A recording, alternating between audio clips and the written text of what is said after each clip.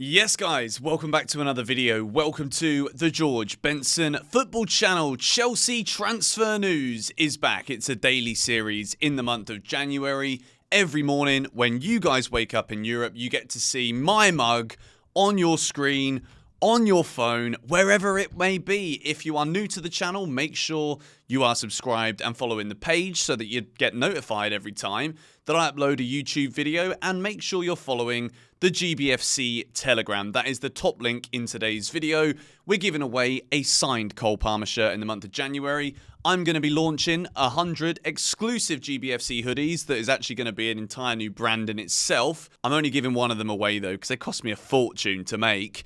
And we're also giving away tickets all the time in the Telegram for Chelsea matches. So make sure you are following that. Today we're going to talk 5 different stories. We're going to give you the updates on the old sleeve sponsor.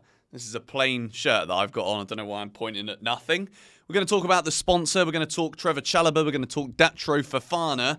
I want to have a big discussion that I want you guys' feedback on in the comments down below regarding Pochettino's comments about promises about players. And it talks about, well, we're going to talk about our transfer policy today. And then we're going to finish with a little discussion about some wingers at the end of this video. But we begin, first of all, with the updates about our new sleeve sponsor. A $12 million a year deal officially enters into force from the 24-25 season to 25-26, including the training kit. Being X will replace the $10 million a year Trivago brand. I just want to say this right now. I've got a history of travel vlogging and making Chelsea videos. Trivago, you missed an opportunity, guys. We could have made magic together. For the remainder of the 23-24 season, the club will receive around 6 million quid from selling the rights to the match shirt sleeve. For me, this is actually just fascinating in general about the way that football is going, how every single inch of a player's kit is going to be monetizable, basically, for the future. I don't know if you guys have seen in Indonesia, so obviously I live in Bali. Bali United's kit is crazy. There are sponsors everywhere, and I guess that's just kind of the way it works. Obviously, there are more eyes on Chelsea shirts in the world than there are Bali United, so the value of what's on the front of the shirt, the value of what's on the sleeve is obviously significantly higher. It's just very interesting. Let me know your thoughts on this in the comments down below. And the British government have also said that they're not going to intervene in Chelsea's Bing X sponsorship deal, despite Russia link. Bing X is a cryptocurrency website. For those of you that didn't know, we move to discuss Trevor Chalobah. Now, the reason we do videos every day in the January transfer window is because of the volatile nature of transfer news reporting, particularly when it comes to Chelsea. Things can change all the flipping time. Fabrizio Romano. Sources guarantee Trevor Chalobah is not part of Bayern list for the January transfer window despite recent new link as things stand. Bayern wanted Chalobah in August, but now there are different clubs in the race. I still think Chalobah will be leaving Chelsea in this January window. He's been unfortunate this season that he has picked up quite a few injuries here and there. So at this point, not going to be in Pochettino's plans, and a move away from Chelsea is the most likely source. If it was me, I would be keeping an eye, for you lot, on potential teams in Serie A, maybe going after Chalobah. I think Chalobah would actually do very well, both in the Bundesliga and in Serie A, and I also think he could do still very well at a Premier League club. The question is there going to be anybody interested from the Premier League? So we've heard this week, of course, about Andre Santos. He's been recalled. There's a chance that he could even be featuring in the squad today against Preston. Could be interesting with Lavia injured again for another 3 weeks. I want to talk about the injuries here in a second. But this is the news regarding David Datro Fofana, who is being recalled from his loan at Union Berlin. Understand Sevilla are advancing in talks to sign David Datro Fofana from Chelsea. Deal close to the final stages, moving fast. I do believe this is still going to be a loan move. The Datro Fofana one, when you look at Chelsea and not having out-and-out strikers scoring goals, it's always a weird one to see us spend all this money and loan players out. But I will say this, over the course of the last since the Abramovich era, really, where Chelsea were seen as that club that would just buy loads of players, have literally a squad bigger out on loan than those that are actually at the club. I think we're doing a lot better now when it comes to this. I think before it was literally just like, how many players can we get on the books? How many can we send out on loan? I also do know that there are rule changes that stop Chelsea doing that now. But I like the fact that we're not just letting players fester, I think is the right word, in unsuccessful loan spells. With Santos, you couldn't be sure that Forest were going to go and buy 10 central midfielders. With Datro Fofana at Union Berlin, a team that playing in the Champions League, if it doesn't work, recall him and send him somewhere else. I think it's good and smart business from Chelsea to be operating in this way. However, I do have a bit of an issue here with a couple of things that I want to discuss within this news video today. On a match day, I don't want it to be too heavy, but at the same time, this is the series every day in the month of January. The injuries, right? I made my preview for the Preston game before the Pochettino press conference yesterday because the press conference is late in the evening for me. Wanted to make sure that you guys got your preview. So many players, even in my starting 11, and this isn't just me not paying attention, just new injuries everywhere. Ian Matson's had a bad back, okay? Christopher Nkunku has had a couple of little niggles in the week, and we don't really know what's going on there. But he's not fit enough to start, but he's fit enough to be on the bench. Take a look at this graphic on your screen that I've made here right now. The players in green are the ones that haven't been injured yet this season. The yellows are the ones that have been injured at some point, and the reds are players that are currently out injured. It's absolutely mental to me that there isn't some kind of serious look being had at what is going on at Chelsea. We talk about it, and then when high-profile names come back from injury, it kind of like brushes under the carpet a little bit, gets swept under the rug, goes under the radar. There's a serious issue at Chelsea Football Club. When Todd Boehly came in, we got rid of so many different staff members at the club. I'm not saying that it is the new staff that have been brought in just aren't very well qualified or professional enough to be able to diagnose properly and manage the workload of the players, but there is definitely an issue that is being had here with the workload that these players are doing. I don't know if it's the grass, the turf that there is at Cobham, but how so often are players being injured in training? I don't understand. Is it that these guys just don't like each other? They're fouling one another every 5 seconds? That's like the surface childlike thing to say. The fact of the matter is, though, there is an issue here. Chelsea have got injuries left, right, and bloody centre.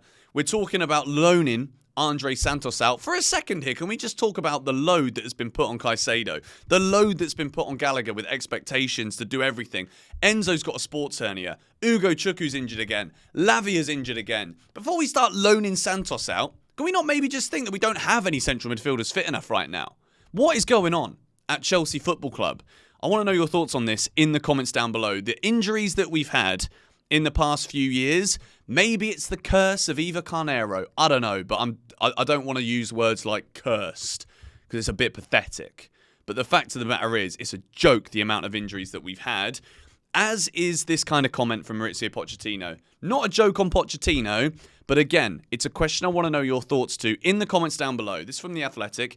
Mauricio Pochettino admits he cannot promise Conor Gallagher will still be at Chelsea after the January transfer window closes. This is not just me talking about Gallagher and how much I want him to stay again.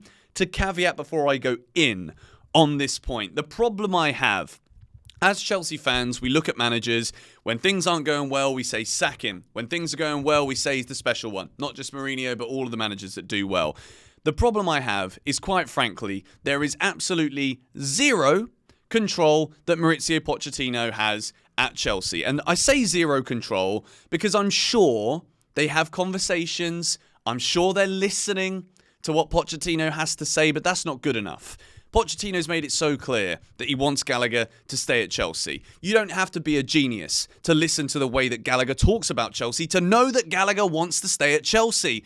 So if Pochettino sits there at the beginning of January in a press conference for an FA Cup tie and he says he can't promise that Gallagher's going to be here at the end of the January transfer window, what power does this man have? So why, as a fan, should I believe in Pochettino or not believe in Pochettino? What are we believing in? That's the question here. There's no power that the manager has. And as a result of that, I feel as though the reason so many managers fail at Chelsea is because the players know there's no control and no power from their manager. So why respect them?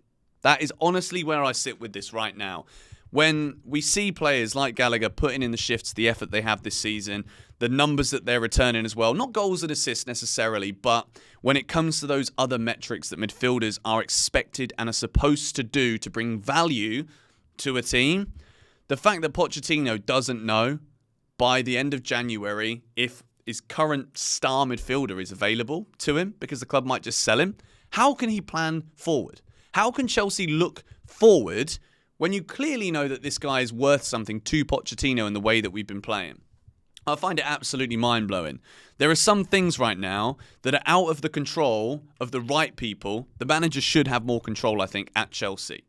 And as well as that, what is going on with the injuries? Overall, these two things are a massive compiler hindrance to Chelsea Football Club to stop us from excelling, to stop us from progressing. And they both need to massively be addressed, in my opinion. Run over. We finish. I said I didn't want to go too deep. I think I maybe just didn't breathe there for about a minute and a half. This is again from The Athletic. Mauricio Pochettino says, Noni Madueke has taken nearly 6 months to realise what it takes to play for him at Chelsea, but is now back in the attacker to make a positive impact at Stamford Bridge. Now, this is something I like. When Pochettino maybe doesn't have full control of who he signs or what goes on at the club and who's available to him, when he does take control of the players available to him, you listen to what Pochettino is saying here and you back Pochettino in the essence that Pochettino is trying to instill his own authority and aura to this Chelsea dressing room. Whatever that may be, this clearly proves the way that he has treated Madueke. If he wants a certain standard, be it in training and whatever, we know what footballers are like these days. Noni is a very seemingly happy-go-lucky character, comes across brilliantly on the camera. Has that rubbed the wrong way towards Pochettino? Maybe. Maybe he's tapered it back. Maybe he's changed his demeanour a little bit, which is why he's now being given the opportunities. And from what we can see here, Noni will continue to get opportunities under Pochettino at Chelsea if this is the case. I think Noni Madueke could be a really good player. My concerns about him before this good run of form that he's on right now was, does he have that finished article about him? Can he make that killer pass? Can he score in and around the box with both feet? And he's proven that he absolutely can.